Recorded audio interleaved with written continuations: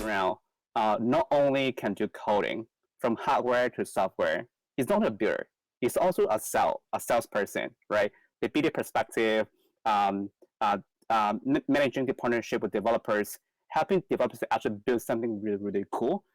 So this topic is going to be very helpful for all of you. So Francesco, we also might be switching on your camera. This is awesome, guys. Moving to stage virtually. Can you guys hear me? Yes. Yes. Nice. Well done, Tobias. Great session. I just want to say this is really cool, like moving to rooms and going around. Yeah, I mean, do you have something material to share with us? I prepped some like bullet points. I just wanted to have like a super focused question, a super focused session, right? Because we can speak about so many things, but I think like the value that I'm bringing here is also like how we grow. It's not just about like grow hacking as marketing tool, but it also think about like customer building in terms of like Web3 communities, right? How you grow the community, and from that point we get also grasp on the how to monetize and have actually a partnership pipeline out of it. And I put like some like I try to think about also before this session like what happens to me in the past like 9 years, actually like growing one of the biggest community around, and the mistake that I did, and how can those founders out there grow out of it. But I don't know how, Keith, you wanna moderate that. I'm happy to like go through a little bit and do another quick intro. Yeah, happy also to get feedbacks on what you guys want to hear about. Yeah, I think what we'll do, the logistic part would be definitely you can share anything you think is really helpful for the audience about growth hacking, or basically anything that you think your experience can rely into. For maybe like 15 20 minutes, depends, right? And then we'll have audience asking questions in the chat room, so you can monitor it. But at the same time, I also can look at the questions and grab some of them to ask you in the Q&A section. That sounds good. Oh, awesome. Let me start quickly on the intro myself. So I'm Francesco. I'm based in Switzerland. I'm originally a mechanical engineer, so I build software at the start, and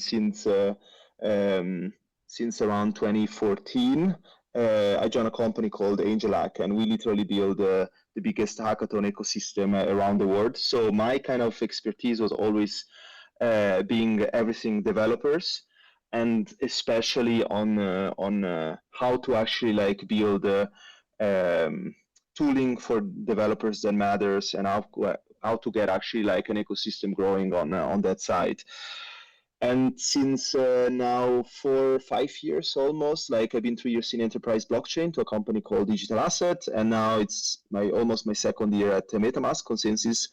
Hopefully you guys know this wallet until now, and I'm basically like leading all the developer community and DevRel efforts there, where my main focus is literally like how to not just get developer adoption, but also like being part of like this kind of great ecosystem and partner up. So just practical example, like last 2 years, I mean, after post-pandemic, literally like 40 flights, hit global hackathons, being part of the ecosystem, like so in Denver, of course, but bunch of like events into the space.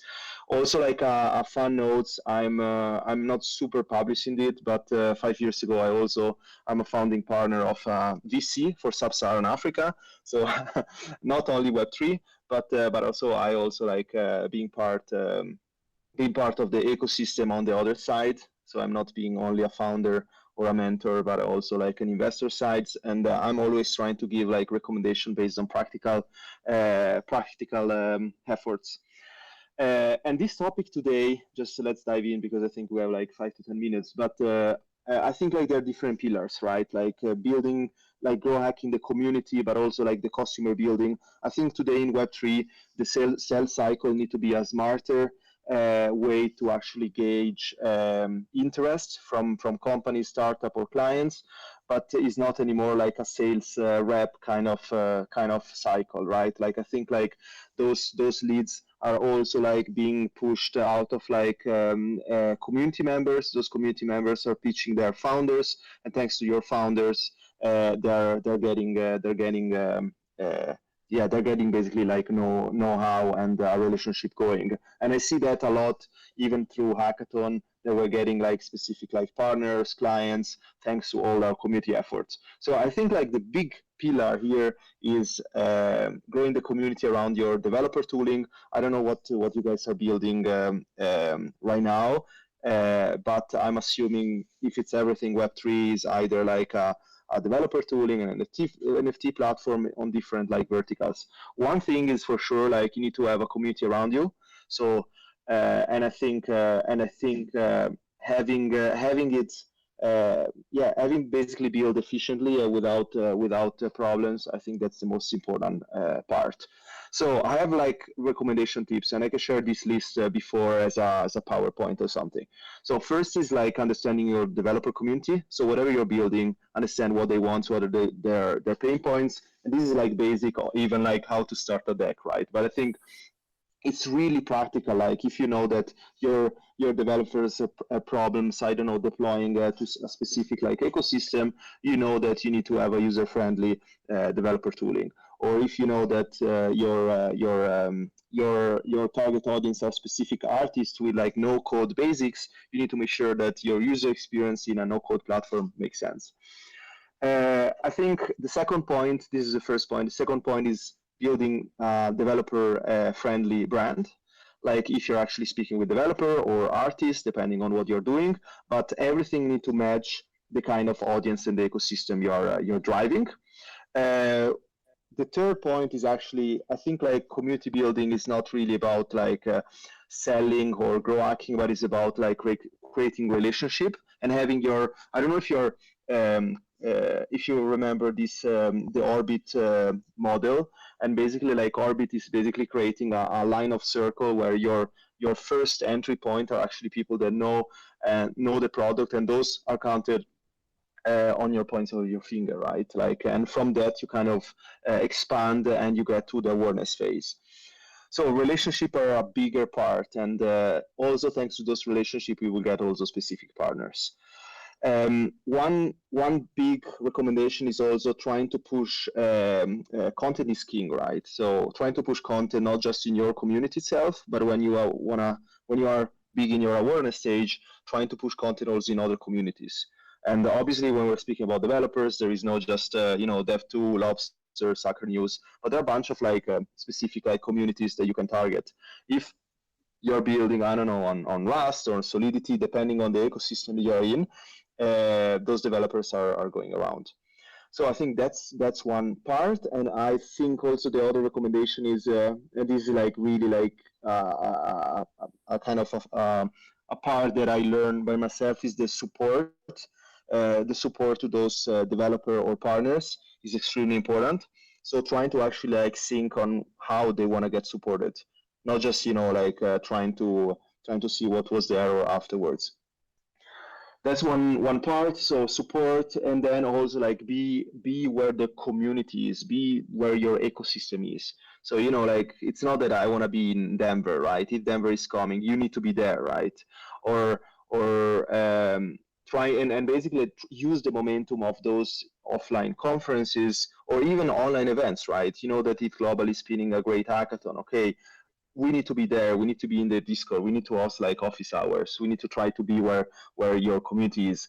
But most important, like use the momentum of those events to host small and budgeted side events. Where you walk through, you do a mix of like a panel with a workshop. You run through, even think about, even if you're like targeting artists, what you can do is definitely like going around and spin some sign event, how to, I don't know, deploy your connection on Square or OpenSea in an easy mode.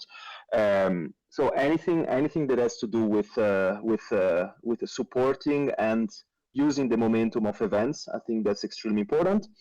And all this initiative that you will drive, and this is very important also in when you like pitch to VC or you're trying to raise money, is like you need to have backed data, and for having that, you need to actually like measure and analyze specific like steps, right? Like I don't really care if you're doing a side event using the moment. What I care is that the impact that this is giving to you, right?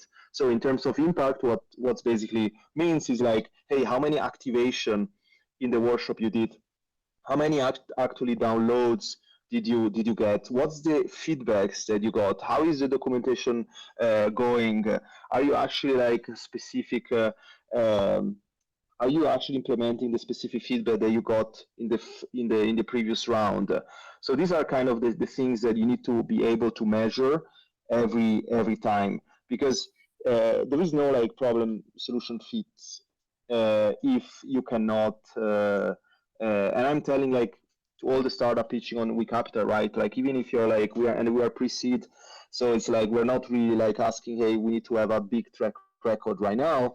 But one thing need to be sure that we need to make sure that you can scale this process. So measure and analytics are extremely important. And while you do that, obviously you test and improve. And I think also for especially for Web3, I mean, looking lately what's going on on all the scandals passing by, I think like we need to make sure that everything that you're doing is fully transparent to the community, because without that, there will be no like governance or strategic like let's say strategic relationship with also like future partners. So like every decision that you're taking, I think like you need to be like extremely like open and transparent. So like if you're like even thinking about, okay, we're doing even a raise, or we need the community to like vote some proposals, like be sure that you're actually like open a discourse, run the proposal through like a community portal, have like your support team be extremely transparent and provide those instruments. So I think like and this is also like a good way to get feedbacks on more transparent way, because I think like community, especially like when we build like when we see like all the users that we have on the MetaMask Truffle in Fura side, those are all company from ConsenSys, by the way, we see that more we give to the community, more feedback we get, and it's easier also to have like this kind of like around the group. And I think I have like 3 minutes right now, but I want to say one big focus on scaling that I saw that with AngelHack, with Digital Asset and ConsenSys was spinning a specific like Web3 ambassador program, because the end goal is not just producing more content for your top of the funnel audience, but your end goal is also like scaling those relationships faster, right? Because like you don't have time to like, hey, if you run away right now, it's like, I don't know, 18 months. You need to make sure to not just get partners, but also like let's say higher up your exposure to any interesting lead. So I think that's a big part. So and for ambassador, I think like the most important part is that you create this small circle of like talented influencer that are actually caring about your values and mission, and then you drive basically like the adoption, and you help those ambassador. You create content for them, you give them template, you create them opportunities in any conference. Right now, like we had in AngelHack back in the days, we had something like 20,000 ambassador divided in regional cohorts, and was crazy. We were actually the one that were speaking with like specific meetups. Say, can we have actually our Philippine ambassador having a specific meetup and speaking about those topics, right? So I think like the power of like influencing and the ambassador is extremely high. So I don't know if you have any question in the chat, but we can all those points that I kind of like visualized here. Like we can definitely go deeper, and any other questions regarding like how to have a sustainable growth, I think those are extremely important. So let me know, Kate, like if I need to speak about anything else or going deeper.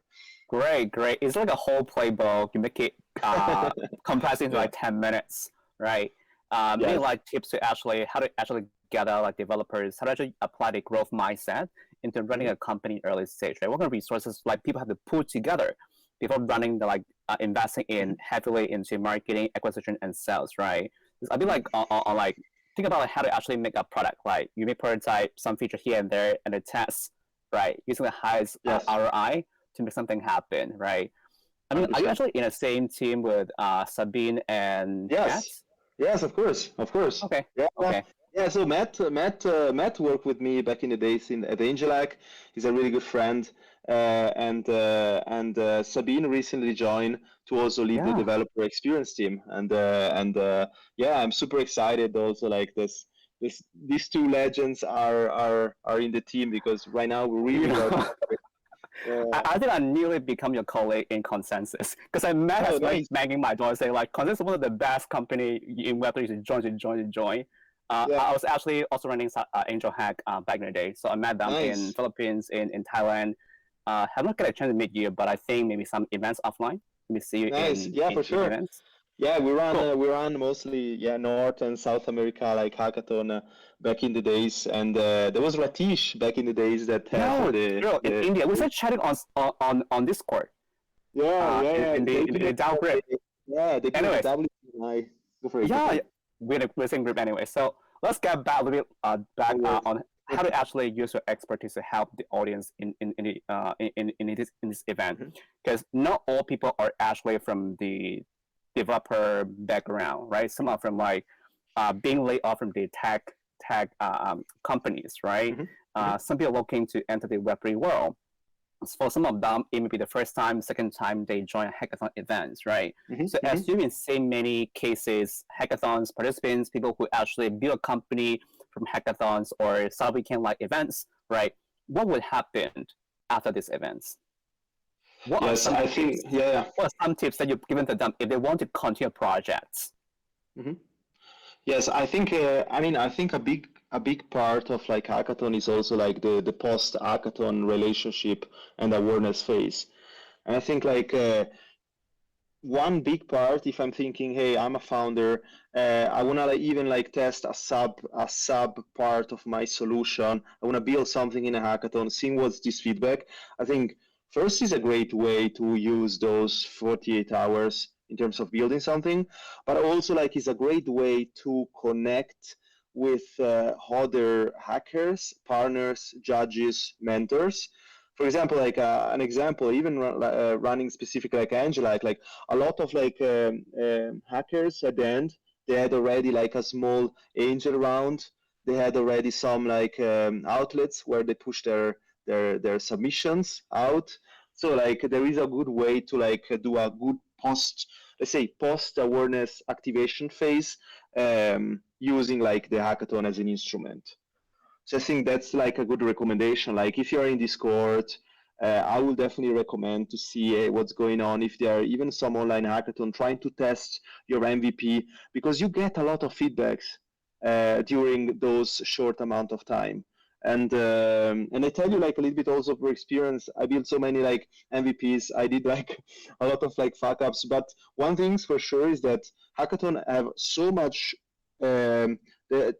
You get so much value in a short amount of time, and you create a lot of relationship that you need to foster afterwards. So practically speaking, like 2 days after the hackathon, trying to remember who you speak with, what feedback you gather, trying to get notes, trying to reach out to the partners and the maybe the sponsors of the hackathon, because I know people literally did a funding round just reaching out to the sponsors of the hackathon. Right. Cool. There's one term I mentioned is the growth mindset. I think you should be pretty familiar with the difference between growth mindset and fixed mindset.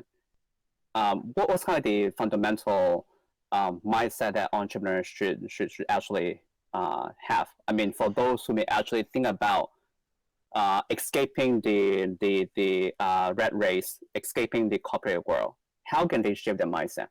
Yeah, I think it's like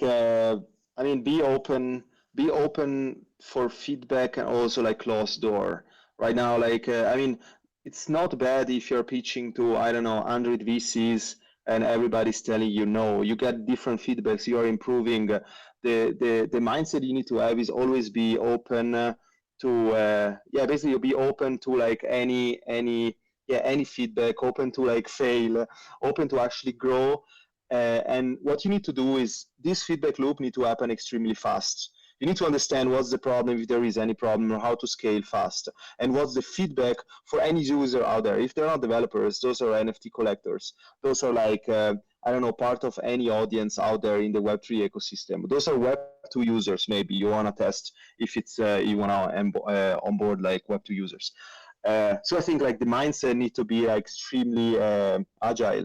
You need to like trying to drive those feedback loop as soon as possible. You need to try to get as many audience type also. Don't also speak. I also like assume that hey, developers is my audience, but sometimes developers need to build solution for end users. Like look at specific like features that we're building at ConsenSys. You need to make sure that you onboard the end users at the end. So you need to also speak and doing research on and benchmarking what those users want. So trying to also think about be open not on like your target audience, but also like open on what kind of things you want out of this. Right. Could you go through really quickly the rapid prototyping idea for Web3? If you have example, that's even better. I think, I'm thinking about like, what I'm doing like for RADs or like in general, like prototyping like ideas is I'm creating also like, 2-3 options, how to build and build an MVP and testing out of like to some end users pool. I think that's the most important part. And I'm always assuming that the first couple of founders are developers, but if you're a known technical founder right now, one way to do it is going through an hackathon and trying to build something fast. And consider maybe like what the person that you're building with as part of like the co-founder team. But even if you don't consider it, like use this MVP to pitch to like VC, because the first small round that you can get, you can also like build better the MVP. But if you're non-technical, definitely like I think like going and matching with specific like other like technical talents in hackathon is a good idea.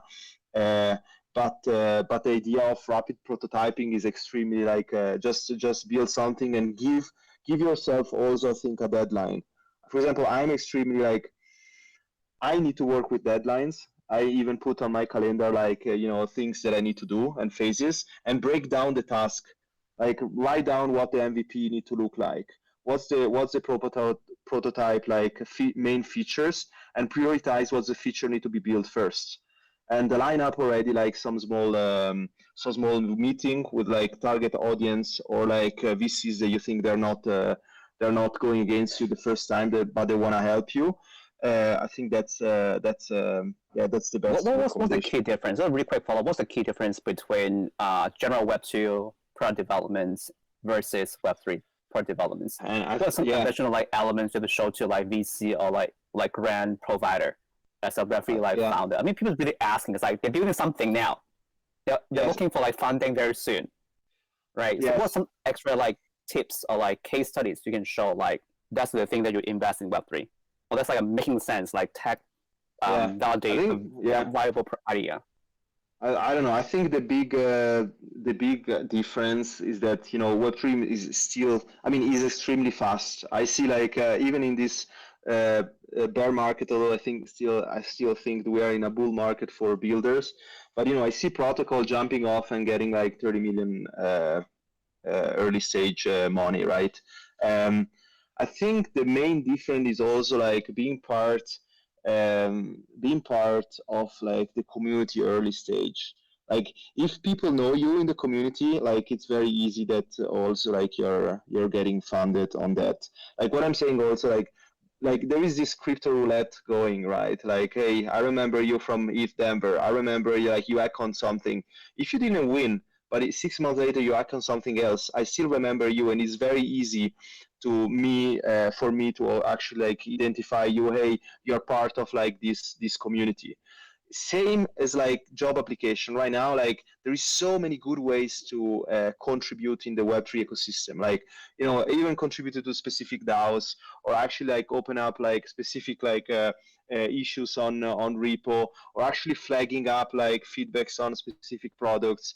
There is so many ways to contribute. And if I see, for example, a Web3 founder that doesn't have a small track record before founding on something else related to Web3 that you care about this ecosystem, I think you have much less option to win. So like if you're like, let's say, a fresh founder, yeah, like trying to be in the ecosystem, I think that's the biggest like difference compare like a Web2 company, because that's a much bigger yeah, it's dependent on the vertical, but it's much bigger things. And Web3 is still advancing extremely fast, and you know what, you know who are the people in charge. Yeah. Yeah. So like for those who are thinking to become developers, let's say it's like coming to jump straight into Web3, right? What are some of the resources or like the way to can actually make the learning curve more smooth? I mean, there are many like new programming languages, so-called like Rust or like Wasm, or like just like purely to make it like more secure for the blockchain, right? Yes. How can a newbie or like a general like a beginner level like JavaScript developers were able to transit to Web3 easier, smoother? I think almost any developers out there, I mean, assuming that you don't have like big like backgrounds in the Web2 ecosystem, like, I don't know, I'm a Rust or like a functional language engineer or something, but like a lot of like people, and I really like suggest you to check out the Electric Capital developer report that happened to be public, I think, a couple of weeks ago. But like 70-80% of people are onboarding in the Solidity ecosystem, and my recommendation is always like trying to I don't know, make it fun, right? Like you have a bunch of tooling like crypto zombies, like those are like lessons, interactive lessons. So that's my exactly for Solidity. So like I think crypto zombies is a great way to learn. Also, like, be pushed by a community that you're joining. I think like if you're saying, hey, and I have some like goals, like for example, hey, I wanna really go to, I don't know, ETH Tokyo because I'm already there. This is in April. I want to at least have some background. I think like just join like ETH Global in the specific channel on Solidity, like beginners, and like push yourself to actually ask question there. And don't think that, you know, any question is reachable to get answered. Don't think like this is a stupid question, but I think that's my recommendation there. So I think like starting with something like crypto zombies, getting started in a developer community, join even developer DAO, trying to actually be part of like, and do small steps, like see what other developers are in your area, join maybe a meetup with the goal of like even presenting something, your first demo in the meetup, like, I don't know, 3 months later. I think that's extremely important. Yeah. And yeah, those are practical steps, right? Yeah. And I can share. I just wrote, because it's very it's very cool what you said, Kate. Like I actually wrote like last week like a small survival guide for hackathon last week, and I can share the link here. But this is a link of full resources, and they're divided on beginner, intermediate, and advanced. And check out the beginner one, because this is get you started in like a couple of days. This might be good. Yep. I think I want to munch it since we are having the Chinese New Year holiday for like 1 week. So learn it and beat you guys on the floor. See how fast we can actually hack something in a Web3. Yeah. I mean, like, there's some people, some audience also think about making like DAOs. There's one like kind of like DAO that's pretty interesting about like the education DAO, making us a DAO to pull people together, and then ask people to buy NFT as a tuition fee. Right, I haven't seen cases in the developer world. I've seen Surface DAO. Yeah, how do you comment on new forms of like DAOs? Like beside we see the social DAO, the DeFi DAO, like, or like the NFT DAO, in the new vertical that you see it's merging. I think I see what I see. I mean, obviously you are like developer DAO, Edu DAO, like you have bankless DAO. But the thing is that I think incentives need to still be the right incentives need to be still chosen, and how to engage with the community. I like specific like companies. I mean, there is this one guy I met in Lisbon last October. He was building like, I think, Education 101. Basically, he is giving, is all open source, but is giving the opportunity even for community members, advanced community members, to give lecture. So I think, and this is like the factor that instead being like one way education funnel, you actually englobe the entire community. And we are also running like the ConsenSys bootcamp on Ethereum, but we are seriously also considering how we actually incentivize much more the alumni, the people involved in the bootcamp, and most important also like what type of incentives. I don't know, like I'm a big fan of like specific like bootcamp or university where actually give better incentive than just NFT, right? Because you're not, the right incentive is not only the NFT. You need to feel part of the community.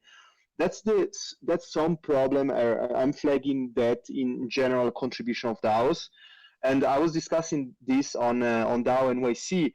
That, you know, I just asked like how many of you guys are contributing to DAO, 4 DAO, 6 DAOs. There were people actually contributing 10, 15 DAOs, but the problem is how good you can contribute in 15 DAOs.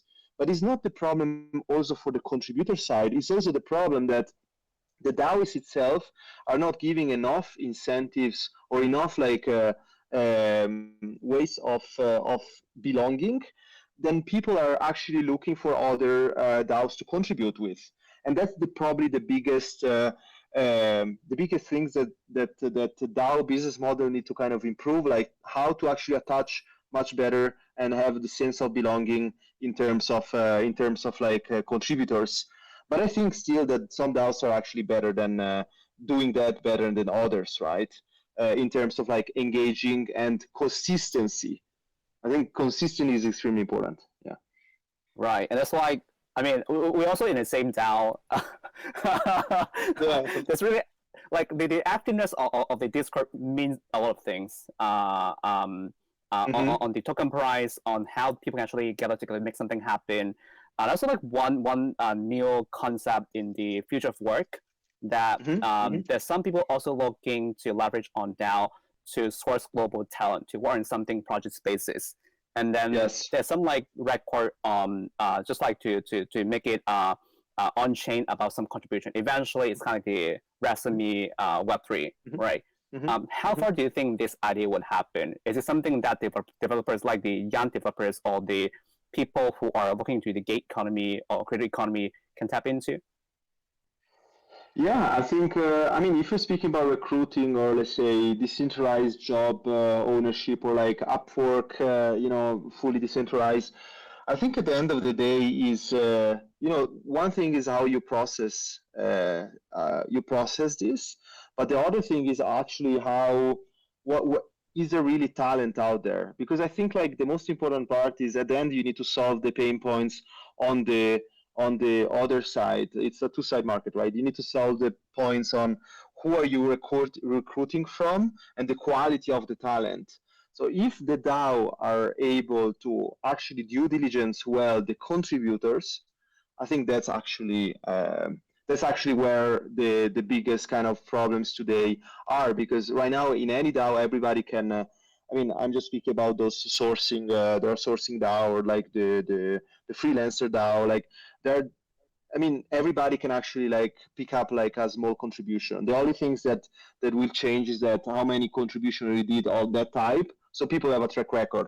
But I think like you need to exist some kind of like due diligence first, because if not, like it's the same as like people saying, hey, it's, you know, like VCs doesn't make sense in Web3.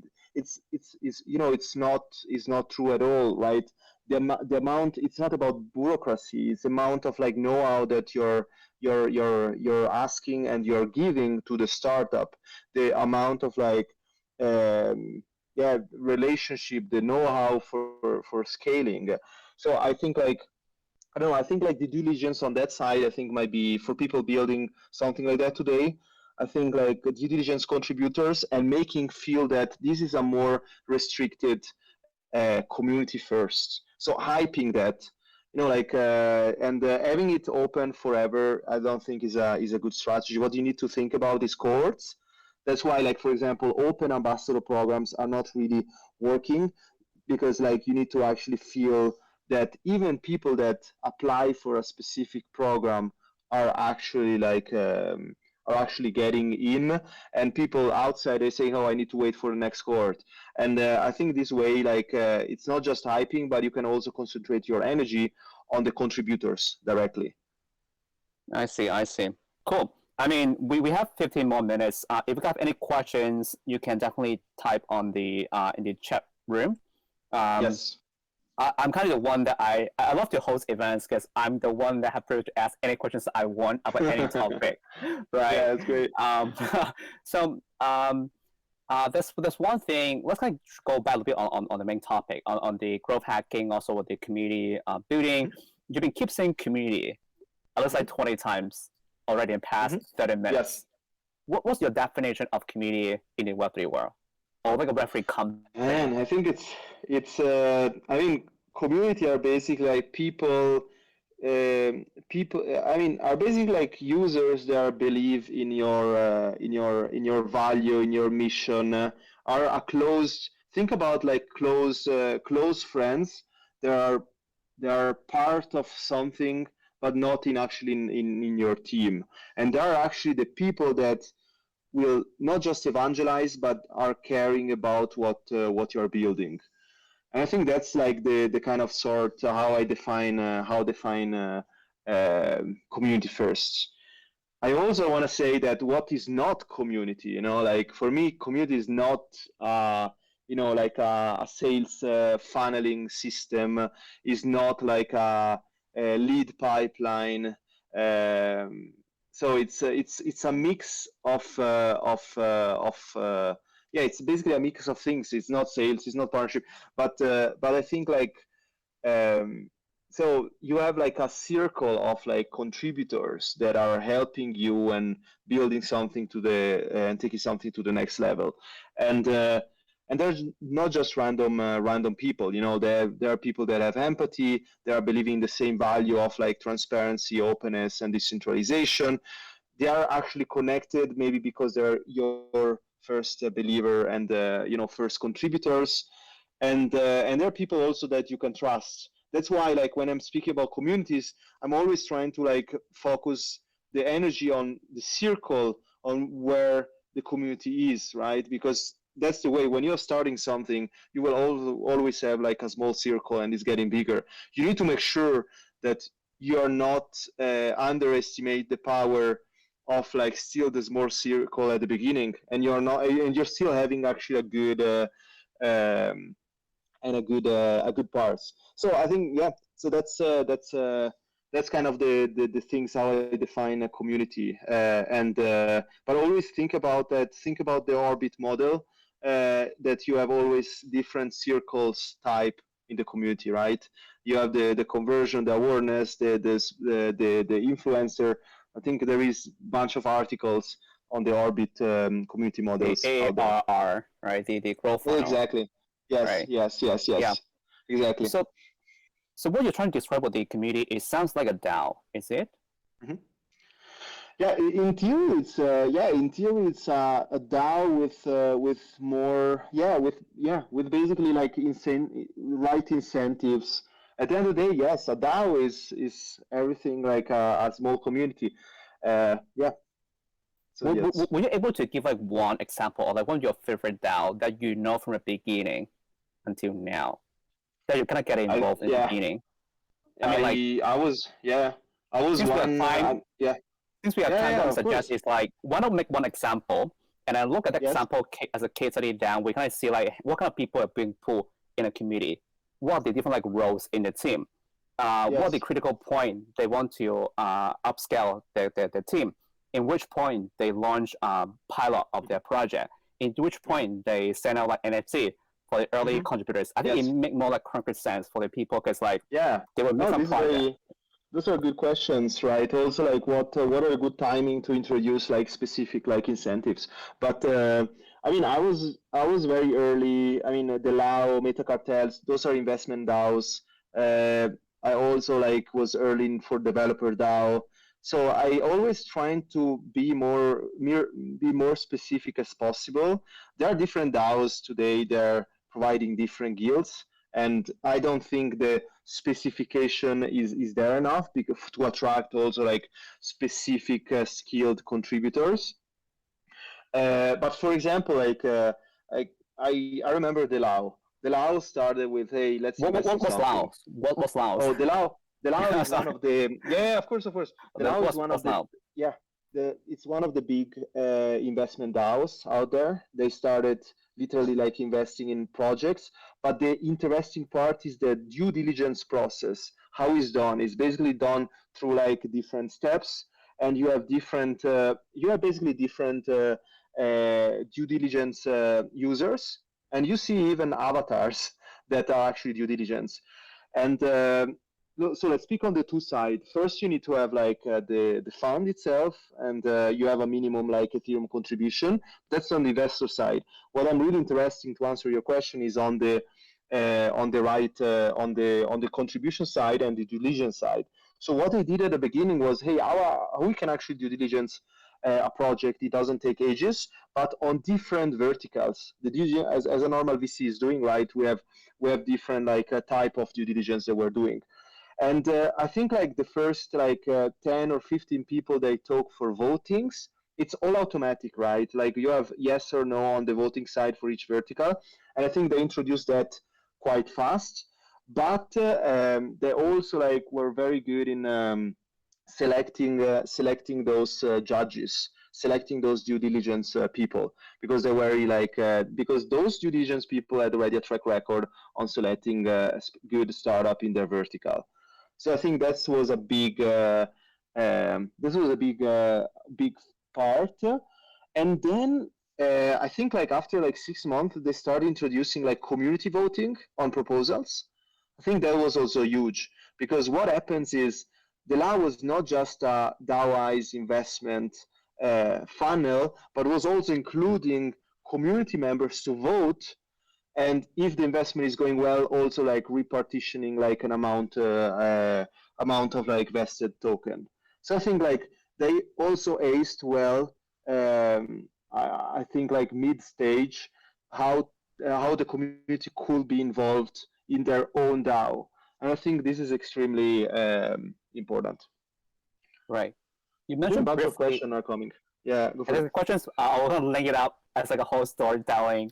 Um, that's one part you mentioned is about voting. Right? Voting is really the part because finally people can have some voice to influence, right? Always like individual people, person, you know, who, I mean, like there's anonymous, right? So the cool thing about them is like, you don't know who they are, you don't know their background, you don't know their age, right? But just participating to make something happen, right?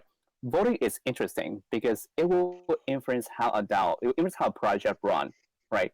How do you Yes. see the balance in between the original core companies like milestone, actions, goal versus people's voice? Is it usually synchronized? Is the voting not working? Or how important is voting?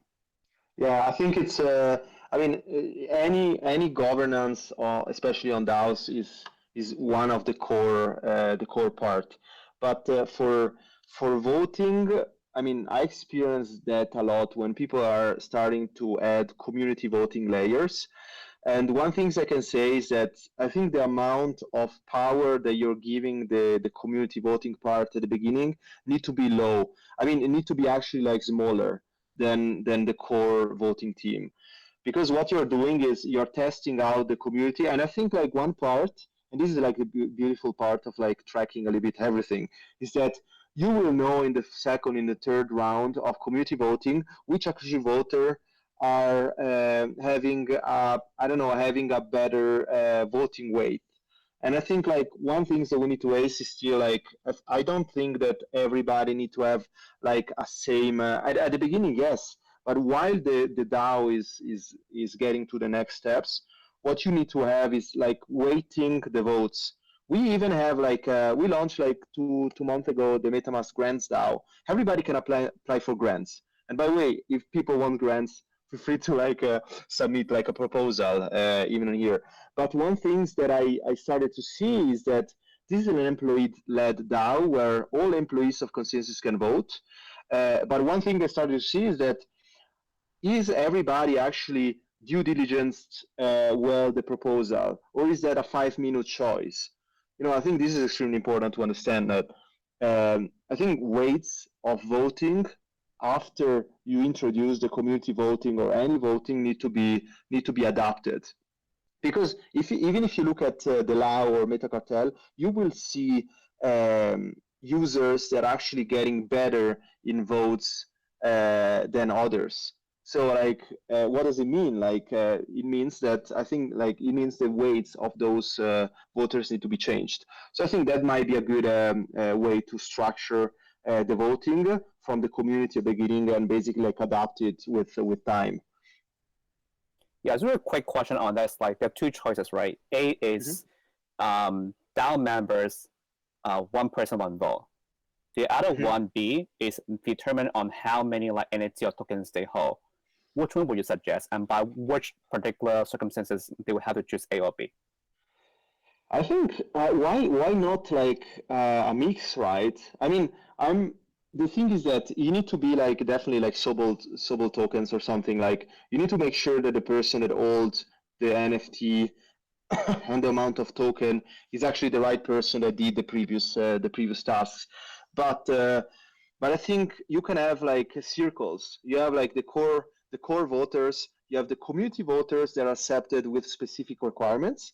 And that's why, for example, if you think about an ambassador program, is nothing else like a influencer DAO, because even ambassador have levels of contribution. If I know that you already contributed, I don't know, with you've been present in 6 webinars, you presented, you wrote your technical blog post, I know that you already have a specific requirement, you gain those badges. And that's why this level of contribution is definitely a difference. So I would think about level of contributors accepted by also getting badges in different ways. So I agree with both strategies. Yeah. Got it. Depends on the scenario, basically. Right? Yeah. Yeah. Exactly. Yeah. It always depends. Yeah. So let's look at the chat bar. There are a couple of really interesting questions. I'm gonna pick the Joe's one first. What will be the team structure look like to make more sense from a start? I think especially Web3, you need to show things fast. So having definitely a match on technical members and non-technical members. When I say non-technical members, I think someone that is not that technical but is being in the community enough to actually show things to VCs or community members. I think that's a big part where I will try to match people, because I think what we are underestimating in Web3 is the power of community today, and having a great salesperson without the kind of the community or the Web3 craziness thing as a track record is very difficult also to pitch VC. If you're so it's and I agreed what also in the previous session with Tobias was mentioning, you need to being in the ecosystem is extremely important, and having also a view of what's going on in the Web2 world makes sense. But your early adopters, your early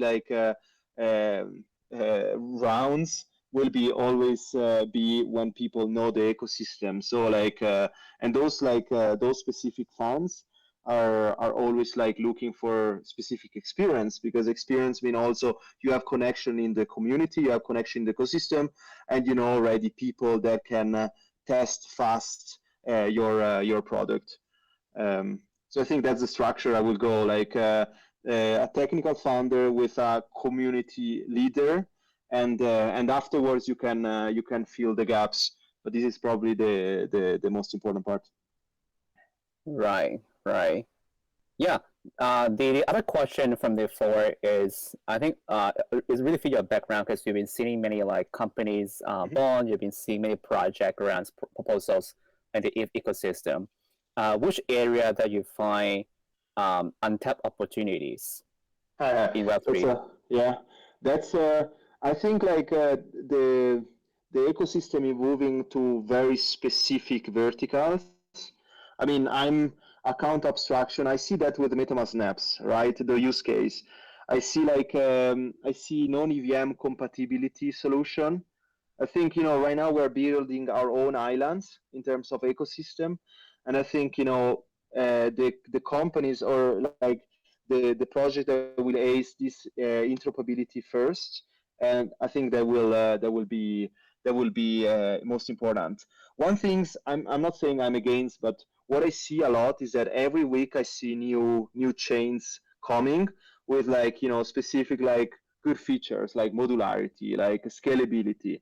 But at the end of the day, I think we're not really solving what the ecosystem needs, right? Like we need to have much better end user adoption. I think one untapped um, vertical is so last year we spun the first UX hackathon, right? No one really speak about like UX into Web3, even like wallet adoption, right? And I think one big vertical could be trying to find a layer on top of like those infrastructure layer to actually onboard better and more and easier like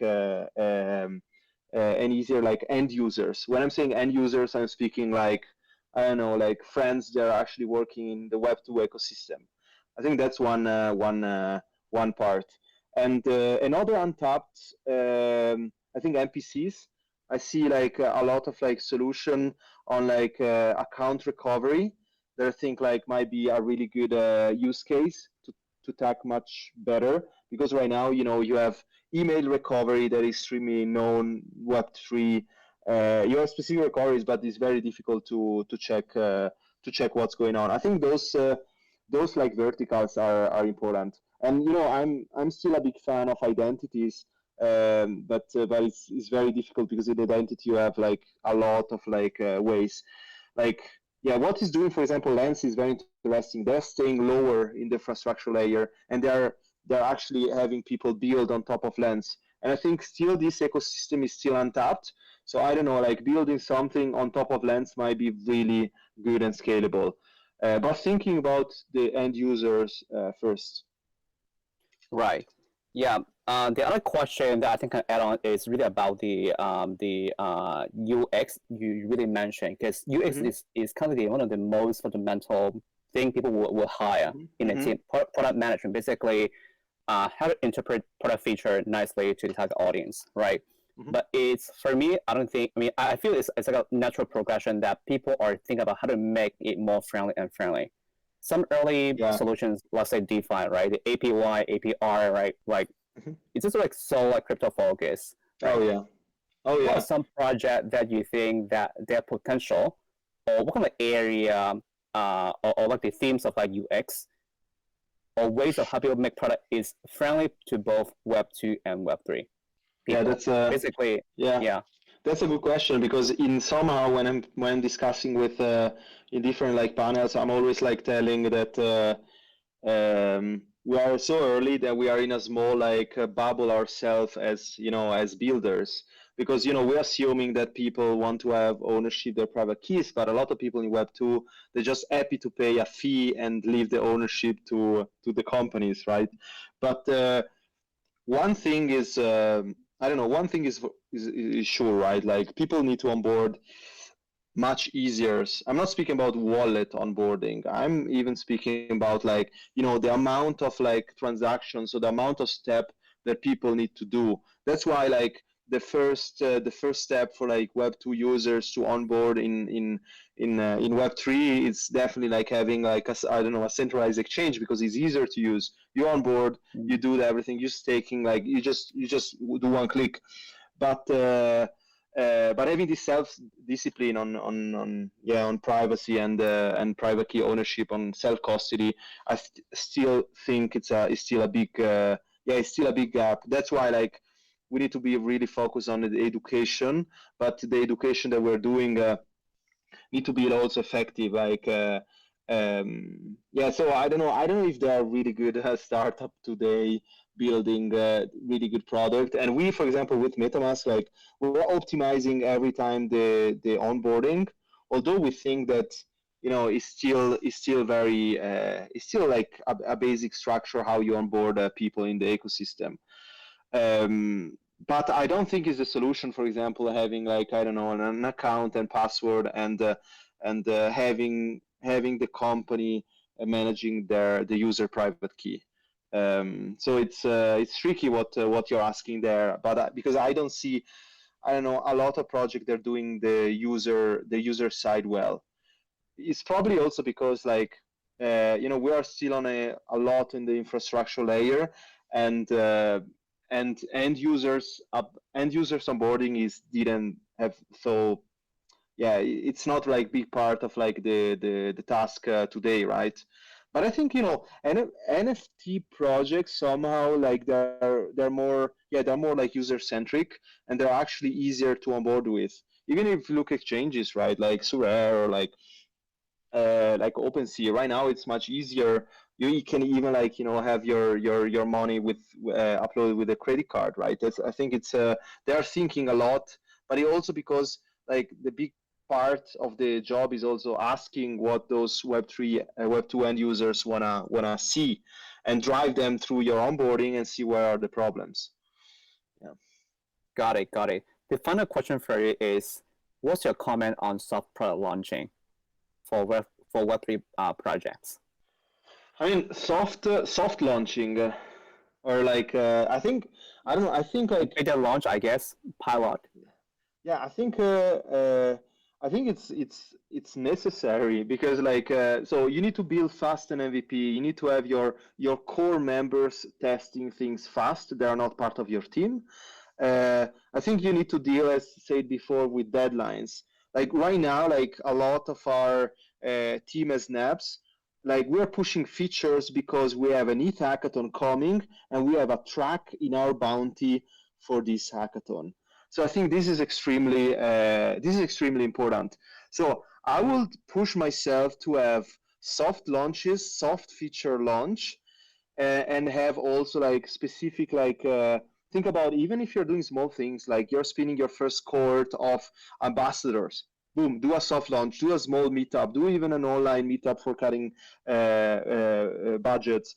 But I think it's extremely important doing that, especially in Web3, like and leave everything it open. It need to be open. Like I see community calls happening every time. Soft launch monthly. Do community calls monthly. What's happening in the ecosystem in your company? Like you divide literally 1 hour monthly call. You do 8-9 minutes for each. Like for example, two feature that you launched.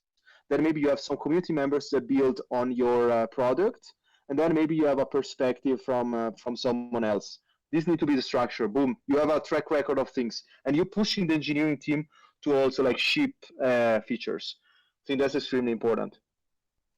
Right. Super awesome. Thanks for sharing multiple topics at the same time in this section, Francesco. I think we should catch up offline. Let's say on LinkedIn or somewhere on Twitter. Yeah. Of course. There's still many questions, but we have some mentors coming in after 3 hours.